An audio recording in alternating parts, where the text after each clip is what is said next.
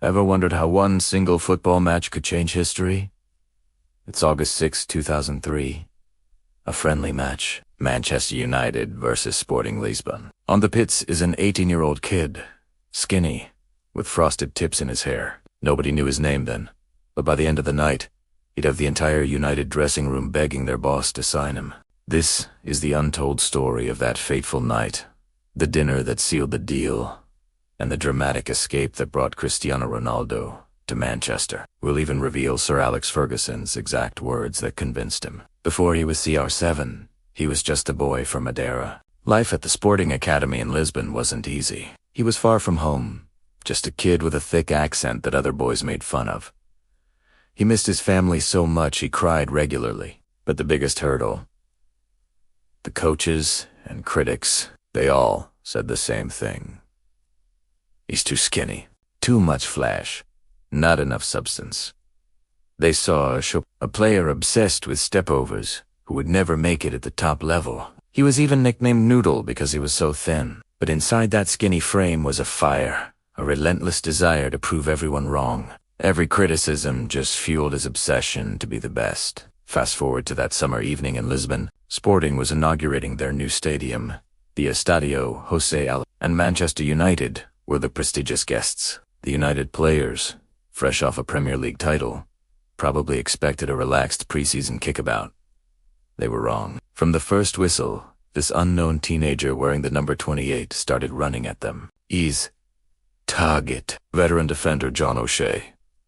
Ronaldo ran at him again, and again, and again. A blur of stepovers, explosive pace, and audacious tricks. O'Shea, a seasoned Irish international, looked like he needed oxygen by halftime. Rio Ferdinand later said the team was just sitting on the bench saying, "Oh my God, who is this kid?" He wasn't just playing. He was performing, announcing his arrival to the world on a stage he created for himself. Sporting won the match, 3-1. Ronaldo didn't score, but he had won something much bigger. After the game, the United players couldn't stop talking about him.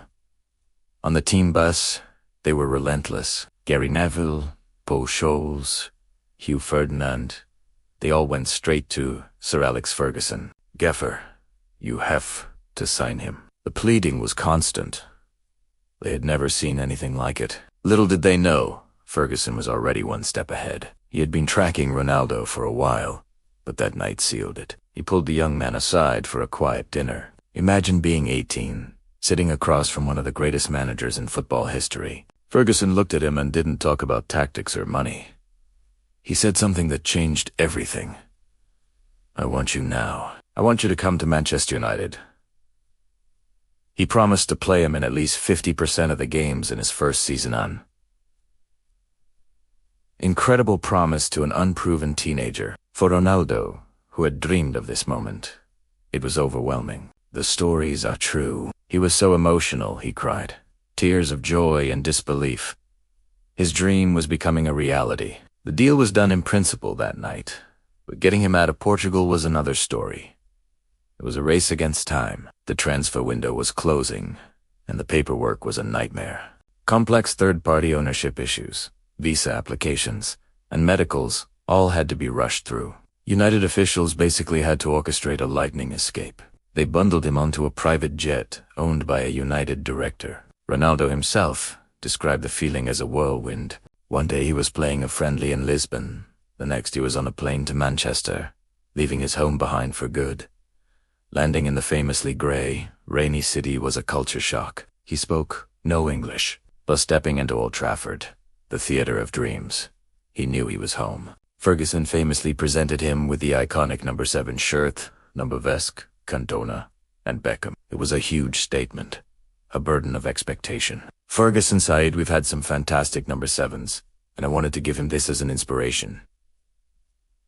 Sir Alex Ferguson wasn't just signing a talented player. He saw the future. He saw a relentless work ethic buried beneath the flashy tricks. He saw a boy who could become the best player in the world. He took a gamble, not on the player Ronaldo was, but on the player he knew he could become. And the rest, as they say, is history. It makes you wonder, doesn't it? What if that friendly match never happened? What if another club had signed him first? What would Cristiano Ronaldo's career and football history look like without that fateful night in Lisbon? Let me know your thoughts in the comments below. Thanks for watching, and if you enjoyed this story, don't forget to like and subscribe for more.